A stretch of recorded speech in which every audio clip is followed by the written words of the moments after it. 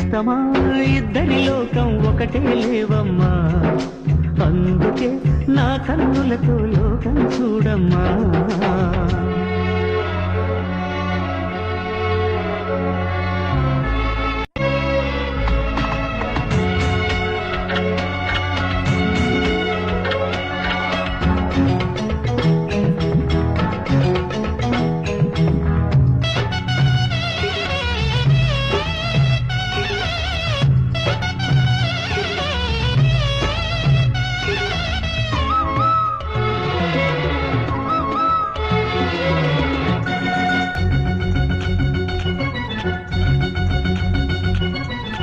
బుగ్గ మీద వెచ్చని సిగ్గు వచ్చినప్పుడు దానిని అడుగు, ఎర్రదనం అంటే చెబుతుంది.